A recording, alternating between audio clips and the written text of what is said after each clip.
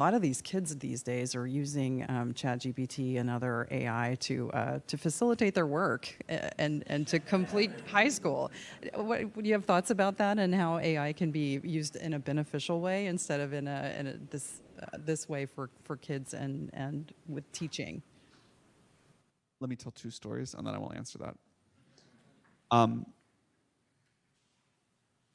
I never met my grandfather. He died before I was born. But a story that was told to me by my grandmother was about what happened. He was very good at math. What happened when the calculator came out? And he thought, he always kind of liked new technology. When the calculator came out, math teachers at the time apparently said, "This is a disaster. This is the end of math education. If you don't have to learn how to use a slide rule or look up, stuff in the logarithms books or whatever they did at the time, why bother teach anyone math? Like these kids are never going to learn." And it was apparently a real meltdown. And of course, what happened is with better tools, we use our brain power for something else. We start teaching calculus in high school. We start exposing people to more advanced math. My own version of the story was when I was in junior high and Google came out. And the teachers at the high school, I heard this from the older kids, were really panicked. Because if there was this crazy new thing called Google, you didn't have to memorize facts. You didn't have to memorize the year that a certain war was fought. You could just look it up and what was the point of history class? And if you didn't have to fire up your car and drive to the library and learn to use the card catalog and then walk down and try to find this book, but someone had checked it out and then try to find some other book. You didn't have to suffer that hour. Then what was the point of learning? And I had gone to the library and used the card catalog as a little kid a little bit. And I was like, no, that's a really bad experience. I could do something better with that hour of my life. And again, what happened? So there was this brief effort at my school to ban Google and get these pledges not to use it and whatever. And then people realized oh man, we can give our students more tools and we can expect more out of them. And sure, maybe they drive to the library a little bit less, but they can use that time to think harder or come up with new ideas or do whatever. And that was really great. We expect more, we get more. The potential is higher, but the expectations are much, much higher. And I think it's the same thing now with ChatGPT. It is totally true. Back to that November 30th date when ChatGPT first came out, kind of the first mega passionate early adopters were for sure students using it to cheat on their finals or papers or whatever that December. And you had these school districts falling all over themselves to see who could ban ChatGPT the fastest. So we launched November 30th. By December 7th, some people have banned it. By December 14th, it's really careening off the cliff. Schools leave for the break, and it looks like ChatGPT is never going to be allowed inside of any educational institution again. It's a 2-week-old product. It's done. By the middle of January, you start seeing these things from principals, from superintendents, from serious high-up people in the world of education saying, actually, we made a huge mistake. This is the best learning tool ever. Our students, at least our sort of self-starting students, are using this to go learn anything. If we ban this from our schools, we're just not going to be globally competitive. And we've got to retool our curriculum because this is like the calculator. And now we have a calculator for words. So sure, maybe a take-home essay is no longer the right way to evaluate a student, but that process of learning to write an essay, that process of thinking better, because you're I still write things that I never show anybody else just to organize my thoughts. That's really important. So we said, great. Now, the good news is students for sure have learned how to use this to learn better, to teach themselves to think things, to think in new ways. We're going to roll out a new way to help students learn better with ChatGPT very soon. The bad news is, on the whole, in those 2.5 years since, the curriculums have not moved as much as we might have hoped. People seem to have a lot of energy that they were going to have to start educating and evaluating in new ways, and then kind of the molasses of the education system did its thing, and we're still giving a lot of take-home essays. And I think that's a losing battle. We should be teaching people to use, like, give them assignments that require them to use tools like ChatGPT. Cannot be done without it, that's fine, but expect much more out of them. And I still hope we're gonna get there. Sounds like a transformation of our education system. But it has to be, like, these kids are gonna grow up and be adults with unbelievably powerful AI, and if we're not training them for that world, we've really missed the mark. That's very helpful. Thank you. I'll make sure my daughter understands what our expectations are as she's finishing high school. But to move back to some things that you've talked about in the past, and to move a little bit back to the business community, you've said that AI will make small businesses, or it's going to create an environment for entrepreneurs that's going to be second to none. A new era, I think, is what you called it. How do you see small businesses? That's something that a number of our board members are really engaged in, and really we care about making sure that there's new business formation and that there's opportunity there for new entrants in that. How do you see that being transformed, and not just for the Silicon Valley small businesses or new entrepreneurs there, but more broadly? So the first thing we saw with ChatGPT, as I mentioned, was students. One of the coolest things we saw pretty quickly after was everybody who worked at OpenAI started to get these stories of how people were using ChatGPT when it was still very novel in their business life. And everybody has their favorite, but I'll tell you my favorite. I was in an Uber, and the Uber driver was telling me about this amazing new thing called ChatGPT and asking if I'd heard of it. And I was like, oh yeah, what are you doing with it? And he was like, it's the craziest thing. I have this small business. It like wasn't quite working, but now I have like an employee in every area. It does contracts for me. It answers my customer support emails. It helps me come up with my marketing stuff. It designs my thing. He goes down this list. And he basically had this business running on ChatGPT. This was before it was a common thing. This is before GPT. This was an extremely early adopter. But he had figured out how to like run a business on ChatGPT. And it was not like he was taking jobs from other people. Like, his business just would have failed. He couldn't pay for the lawyers. He couldn't pay for the customer support people. He didn't know how to get someone to like design the advertisements for him. He didn't know how to have like a system that could like automatically bid for ads on the internet for him. And ChatGPT just did all of this. Now, obviously, it's much better now. Now we have a whole industry around us that builds tools with our API to make people like really, truly one-click automate all those things I just talked about. But the creative spirit of people that were just doing this inside of ChatGPT, like way back in the Stone Age, really stuck with me. And now it feels like it's on easy mode, and people are doing that in all sorts of amazing ways. It's really transformational, I think, for me. The first time I used it, I was trying to write a haiku for a Kampai toast at an innovation conference, which actually didn't go very well. But at the urging of my family, of my teenagers and my husband, who's involved in AI too, we tried to make it work, and then went back to the drawing board. The new version should be much better at haikus. Okay, great. It's very good at creative writing. Think about that. But I wanted to make sure we have some time for audience questions, if you're up for that. I see Anil in the front row. If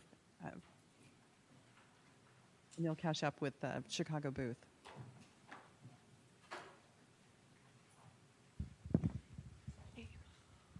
Hi. So I assume one of the things that financial institutions will begin doing is using this to mine their data, maybe to do credit scoring, credit evaluation. What do you say to the people that are worried that it's going to be picking up patterns and making decisions on things we wouldn't want to? And how are you guys thinking about protecting against that? So this is deeply outside my area of expertise, so I'll answer in the general case. One of the things that is cool about these models is they understand us in natural language, and they're so steerable.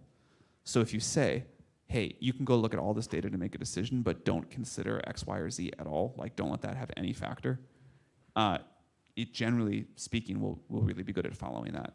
The doing this in language models is different from the way that we used to do this sort of like just group all this data together into these clusters, and so you can really instruct, and it really follow your intent.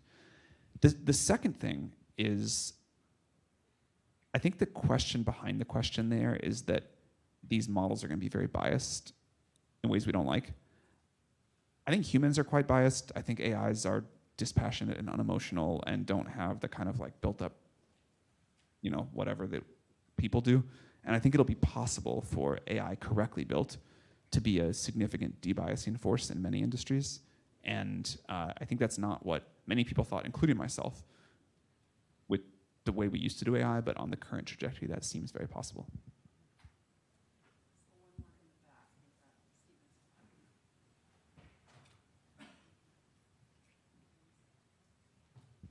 Hi, Sam. Stephen Scott with a company called Starling. I recently had the opportunity to interview Craig Mundy, who you know wrote a book with Henry Kissinger and Eric Schmidt, where they describe AI as almost the evolution of a new species. And Craig was saying that we can teach AI human moral codes, they can learn it and reflect it. So there's a lot of talk about the ethics of AI. My question for you is, will AI evolve its own morality? I think people get very confused about whether they want AI to be a tool or a creature. And I'm very much in the tool camp. I don't think AI will have independent morality. I think that AI can certainly learn, really study humanity and the best of our thinking. It can probably help us point out, here's a problem in your thinking, here's a thing that should be different, here is like a real moral gap. And I don't know what the giant moral gaps are in our current worldview, but I guarantee you there are some. And if it can help us find those a little bit faster, I think that would be, if it could point out those inconsistencies, I think that would be helpful. But I think it is easy to sort of impute creature-ness on AI that is not there.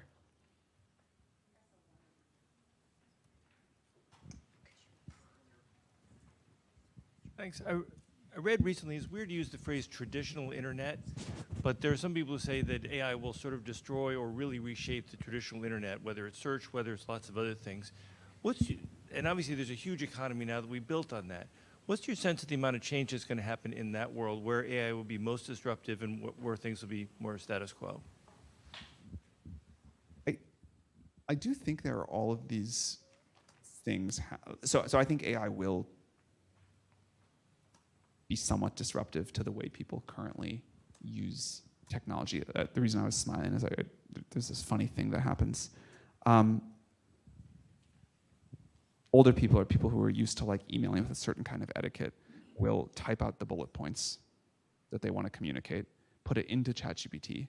ChatGPT will write this long, nice, formal email with a bunch of like fluff and the bullet points somewhere in there. They'll send it across to somebody else. That person will put it back into ChatGPT and say, please summarize this for me. And on the whole, the high school students think this is ridiculous and just say, just send the bullet points. Like that kind of like formal email thing is dead. Just like, you're generating on one side, you're collapsing it back. This is ridiculous. And it's funny, but I think there's something about the way we use the whole internet that is encapsulated there. Like when I wake up in the morning, I go through a bunch of apps. I read messages across 5 or 6 different things. I go check, a thing here, a thing there, a thing there. And what I really would like, and then my phone all day long is just like blowing up at me, and it feels like I'm like walking down the Las Vegas Strip and these things flashing at me, and it's very distracting. People like shoving things in my face. And what I would like is my AI agent to be off using the internet for me, knowing when to interrupt me. It can tell when I'm, focused working. It can tell when I'm in a meeting. It can tell when I'm like got some time to think. It can override if necessary. Otherwise, it can like nicely summarize stuff, respond to things for me, pull the things together. And, I want like that bullet point condensed thing. And I don't want the fluff. And I don't have to like go around and click around. And I don't have to, respond to stuff I don't respond to. But that change is probably fairly disruptive to the way that the internet works now. And I think there'll have to be new business models that go along with that. Like, you'll have to have new ways of paying for content. I have always wanted micropayments for content on the internet. I hope that finally happens. Maybe there'll be like new ways that we actually reduce, spam and message overload with new kinds of protocols. But it does seem like we're heading towards a very different way you will start your morning with technology when you wake up.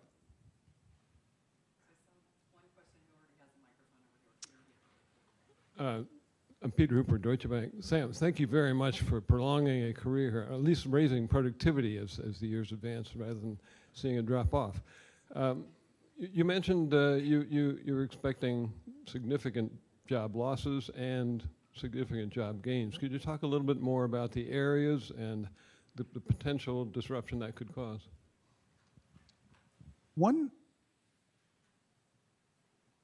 thing I believe, just as a general statement first, is that we have no idea really kind of like how much more labor supply it would really take to meet true demand today. When you are sitting in a doctor's office waiting room for an hour, I think that just means undersupply of doctors.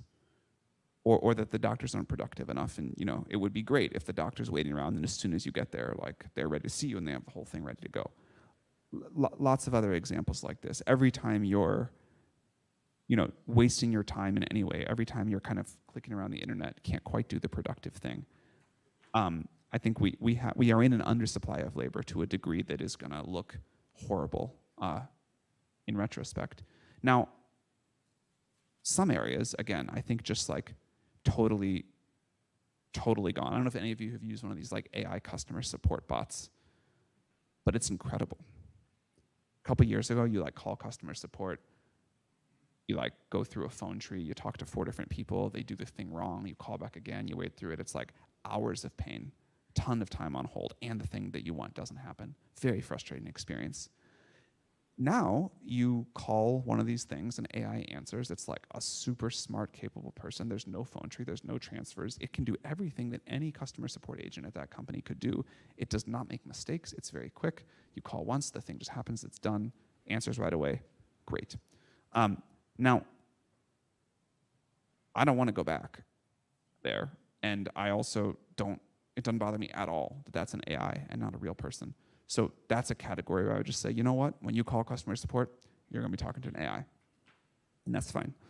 A lot of these other things, I really do want a human doctor. ChatGPT today, by the way, most of the time can give you it's like a better diagnostician than most doctors in the world. And I'll, like many people here, probably put my symptoms in and test results. And, there's all these stories on the internet of ChatGPT saved my life. And, I had this rare disease and it found it. And all these doctors didn't do it. And yet people still go to doctors. And I am not, maybe I'm a dinosaur here, but I really do not want to, entrust my medical fate to ChatGPT with no human doctor in the loop. Would anybody here rather just have ChatGPT diagnose them than a doctor? Even though you know it's better? That's quite interesting, right? So this is a class where we're going to keep doing things largely the way that we did. We talked earlier about this example of computer programmers. Again, I think it's amazing that a computer programmer is now 10 times more productive. Salaries of programmers going up extremely rapidly in Silicon Valley, so are expectations. And it turns out, I think the world wants a gigantic amount more software, 100 times, maybe 1,000 times more software. So maybe each person can now write 10 times as much software. They're going to make 3 times as much. The world will be happy because the world has wanted way more software. The programmers will be happy too. And I think we'll see many categories like that. Things in the physical world will keep being done by humans for a while, but when this robotics wave comes crashing in another 3 to 7 years, I think that's going to be a really big thing for society to reckon with. Yeah, that's kind of what I summarize it. I think we have 2 more questions over here, and we might have time for a third, but let's go ahead. Rob, you already have the microphone. Would you introduce yourself, please? Sure. Rob Blackwell with Interfi. We've been raised on decades of sci-fi telling us that AI is eventually going to kill us all. And since you know more about AI than arguably anybody in this room, I just want to ask you, what does keep you up at night? What are the things that you worry about when it comes to AI, and how do we prevent those things that you worry about from coming true? I think there's 3 sort of scary categories. There's a bad guy gets superintelligence first and misuses it before the rest of the world has a powerful enough version to defend. So an adversary of the US says, I'm gonna use this superintelligence to design a bioweapon to take down the United States power grid, to break into the financial system and take everyone's money. Something that would just be hard to imagine without significantly superhuman intelligence, but with it becomes very possible. And because we don't have that, we can't defend against it. So that's broad category 1.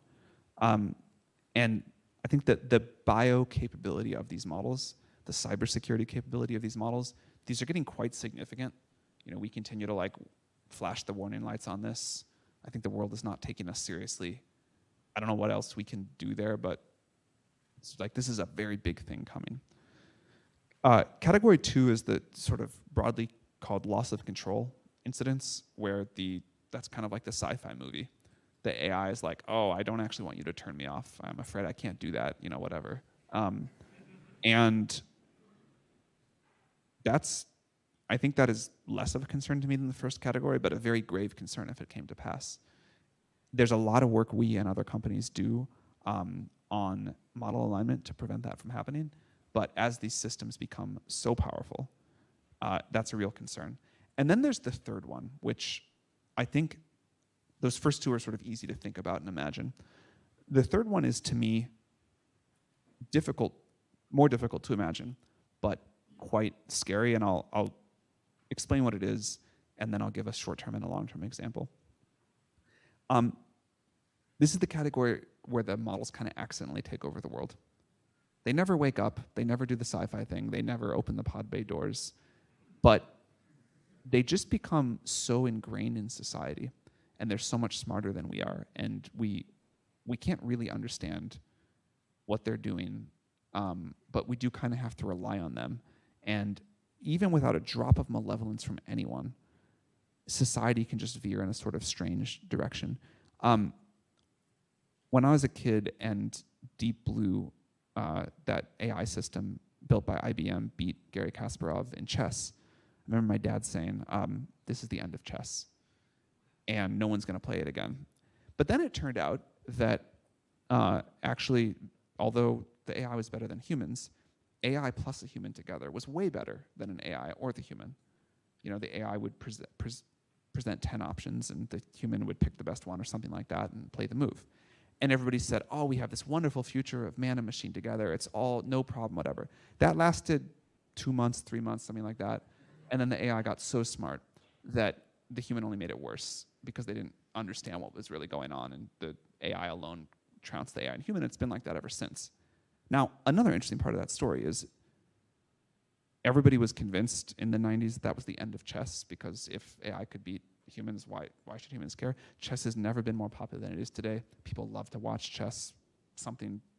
We're very focused on real people doing real people things. So there was a very interesting thing that happened there.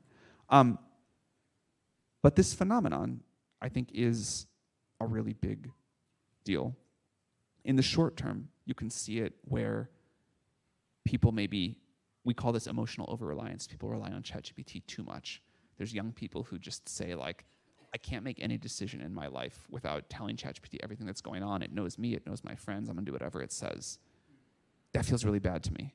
And is a really common thing with young people. And we're studying that, we're trying to understand what to do about it. Even if ChatGPT gives great advice, even if ChatGPT gives way better advice than any human therapist, something about kind of collectively deciding we're gonna live our lives the way that the AI tells us feels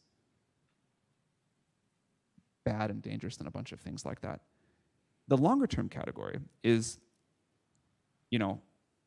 back to that chess example. What if AI gets so smart that the president of the United States cannot do better than following ChatGPT 7's recommendation, but can't really understand it either? What if I cannot make any better decision about how to run OpenAI, and I just say, you know what, I fully hand it over. ChatGPT 7, you are in charge. Good luck. That might be the right decision in any individual case, but it means that society has like collectively transitioned a significant part of decision making to this very powerful system that is learning from us, improving for us, evolving with us, but in ways we don't totally understand. So that's the third category of how I think things can go wrong.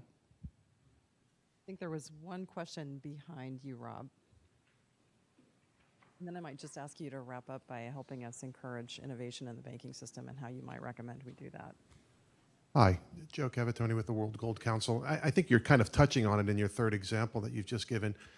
Can you give us a little bit of thinking on what you're thinking about developed markets and the benefits that come to developed markets with AI, also developing markets? Because this is potentially a level-setting phenomenon that could develop, correct?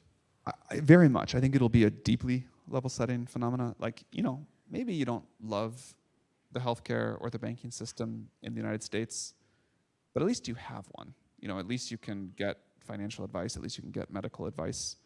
In a lot of the developing world, the alternative to ChatGPT doctor is not a real doctor. It's nothing at all. And then you definitely rather have this. And if this keeps getting better fast enough, maybe you just get better service in the developing world in a bunch of ways. But I am very interested in what it means to give everybody on Earth like a free copy of GPT-5 running for them all the time. Every business really enabled with this level of technology to be able to give better financial advice, to detect fraud better, to underwrite risk better. Again, watching what is possible now makes me very optimistic. In the developed world, I think the biggest challenge will be risk tolerance and regulation for very good reasons, but about how quickly do you want to adopt these things. And I think like we've seen with a few other technologies, in much of the developing world, people will just skip a few generations. It'll feel like, you know, mobile and the internet sort of, and they'll go right to just, you know, we're going to run everything on AI, and we're going to deliver goods and services, at least services, at 1/100th of the cost. And I think you'll see some economies transform there very quickly.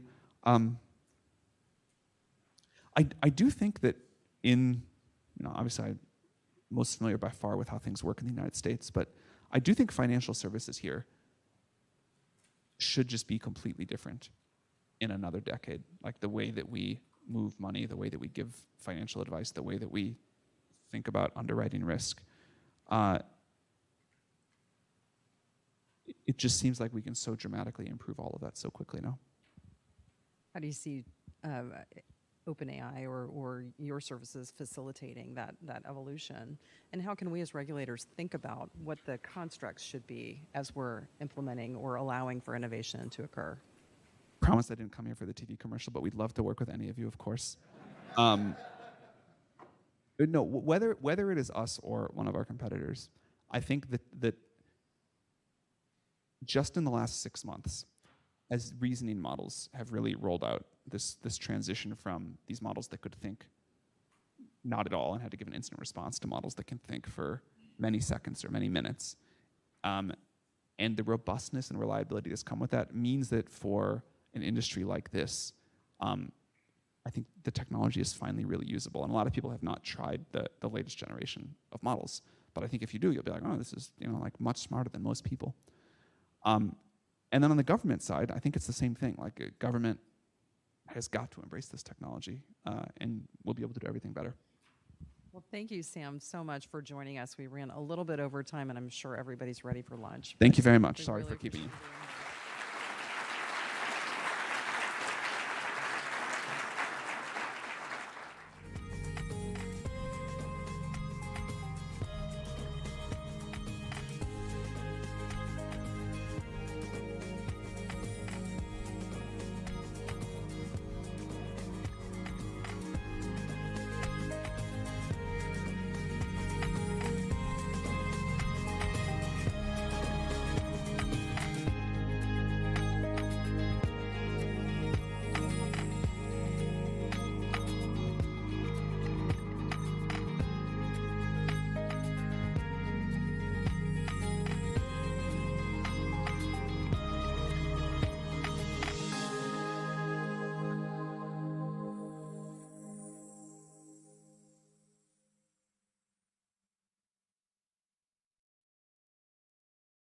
appreciate it.